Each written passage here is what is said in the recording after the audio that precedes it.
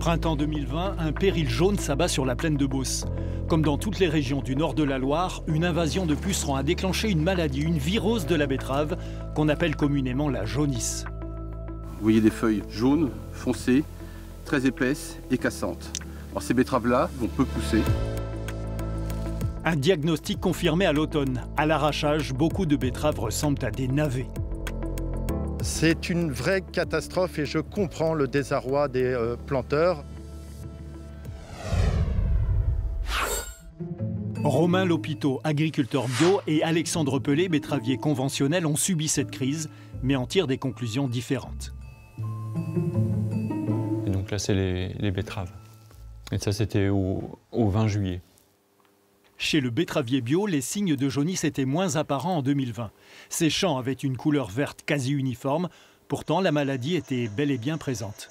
2020, le rendement il était de 33 tonnes par hectare. Donc c'était plutôt décevant parce que je m'étais donné du mal à désherber manuellement.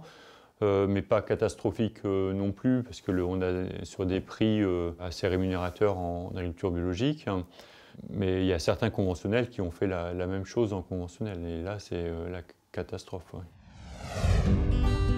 Pour l'agriculteur conventionnel, la facture est effectivement salée en raison d'une baisse de tonnage de 30 à 50% selon les parcelles.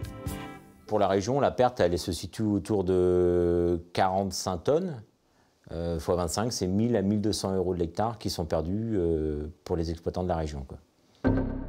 Les betteraviers conventionnels ont donc réclamé et obtenu une réautorisation des insecticides néonicotinoïdes, très efficaces en enrobage de semences, mais désignés par les associations environnementales comme des tueurs d'abeilles.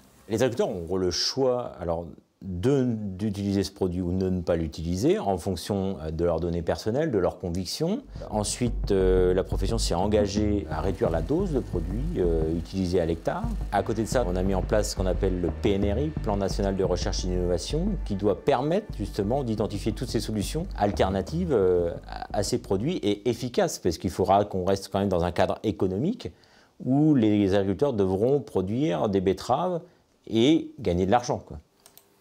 Des arguments non convaincants pour l'agriculteur bio. Il souhaite un changement de paradigme immédiat.